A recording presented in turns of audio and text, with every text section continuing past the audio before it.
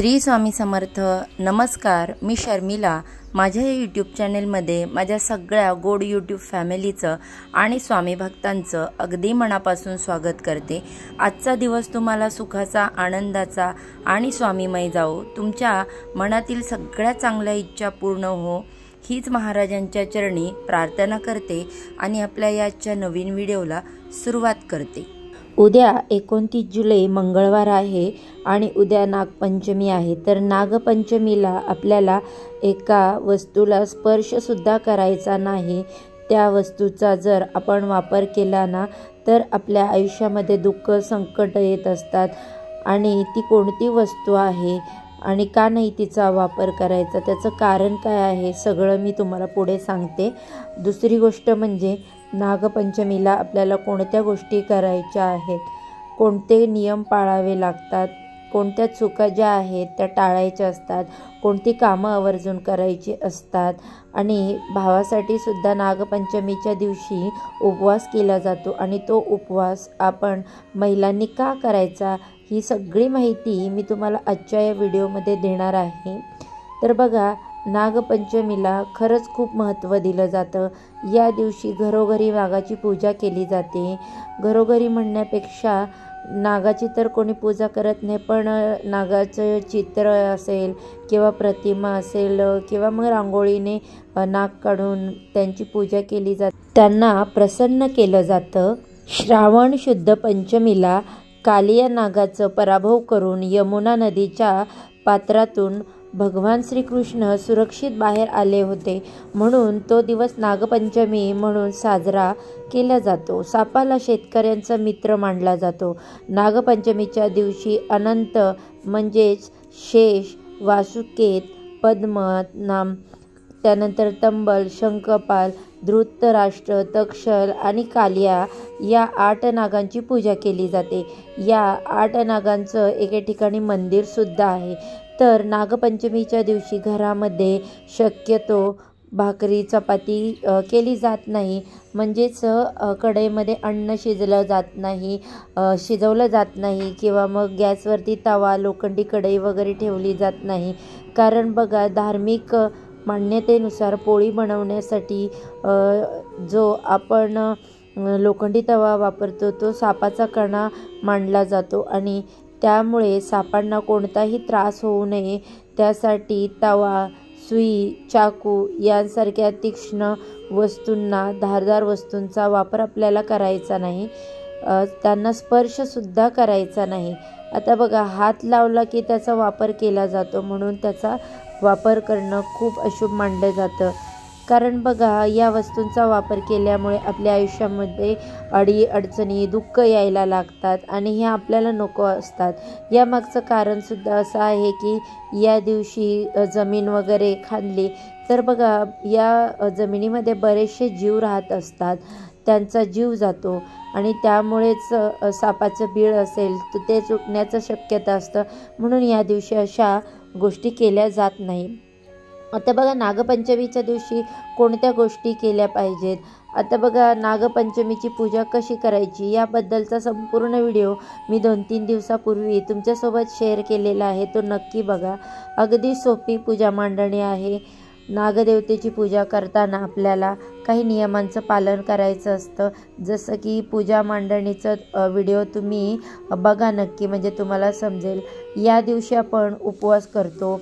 त्यानंतर बघा, सोमवारी उपवास आहे, नागपंचमीच्या आदल्या दिवशी उपवास करतात आणि नागपंचमीच्या दिवशीही उपवास करतात। आणि बघा, त्यामागे एक कथा देखील आहे, ती मी तुम्हाला पुढे सांगणारच आहे।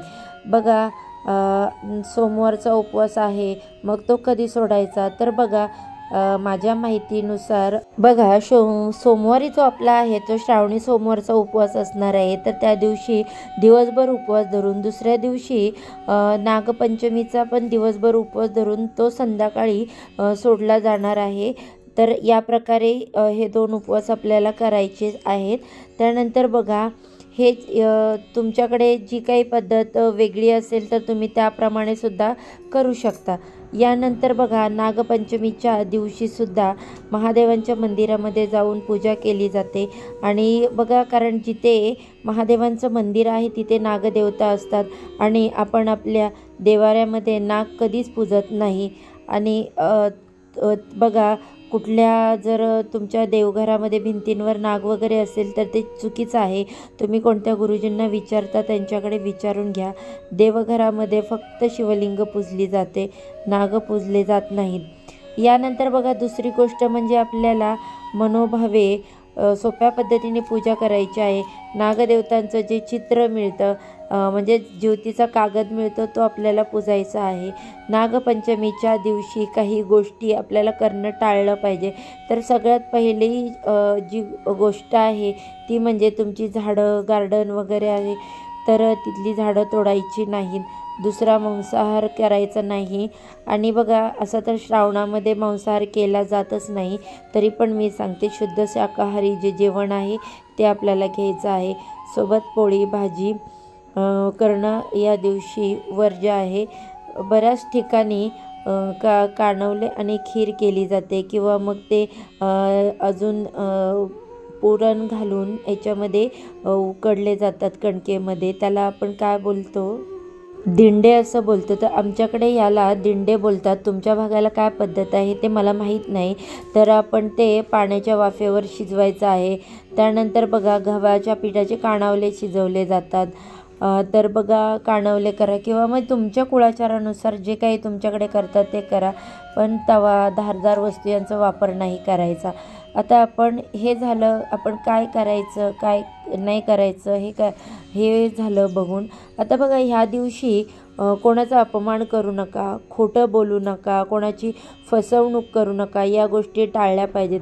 हे नियम जे आहेत ते नेहमीच पाळले पाहिजेत। कारण बघा, आपण कोणाला फसवतो, खोटं बोलतो, त्याचे परिणाम आपल्याला खरंच भोगावे लागतात आणि मग आपण म्हणतो माझ्या आयुष्यात असं काय झालं।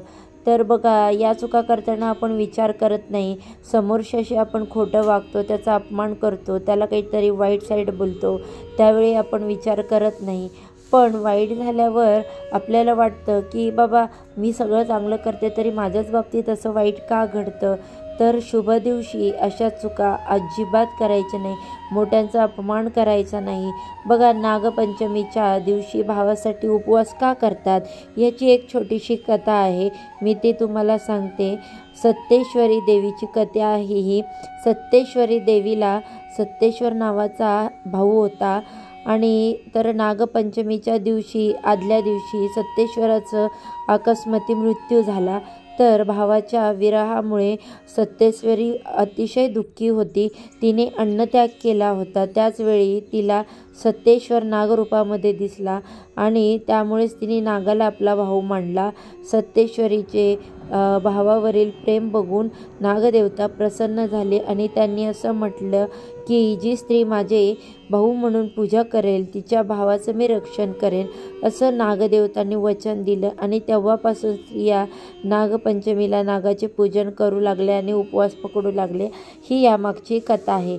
तर बघा, यामागचं हेच कारण असले तरी जे आपले काही रीतिरिवाज, धर्म, कुळाचार आहेत ते आपल्याला पाळलेच पाहिजे। बघा, आपल्याला सक्का भाऊ जरी नसला, चुलत असेल, मांडलेला असेल, तर आपल्या भावासाठी, त्याच्या रक्षणासाठी, त्याच्या आयुष्यवाढीसाठी बऱ्याचशा स्त्रिया ज्या आहेत त्या उपवास करतात। तर बघा, मी ही जी माहिती आहे ती तुम्हाला सांगितली आहे, तुम्हाला जर पटलं तर नक्कीच तुम्ही याची पूजा करा। त्याचबरोबर नागपंचमीच्या दिवशी तुम्हाला कोणत्या गोष्टींचं पालन करायचं आहे, कोणत्या गोष्टी करायच्या नाहीत, तसेच ही अत्यंत महत्त्वपूर्ण माहिती मला तुमच्यापर्यंत पोचवायची होती। माहिती आवडली तर व्हिडिओला लाईक करा, चॅनलला सबस्क्राईब करा, माहितीपूर्ण व्हिडिओ पाहण्यासाठी बेल आयकॉनला प्रेस करा, ज्यामुळे मी जेव्हा पण नवीन व्हिडिओ अपलोड करेन माझ्या चॅनलवरती तेव्हा त्याचे नोटिफिकेशन सर्वात आधी तुम्हाला मिळेल आणि तुम्ही एक पण व्हिडिओ मिस करणार नाही।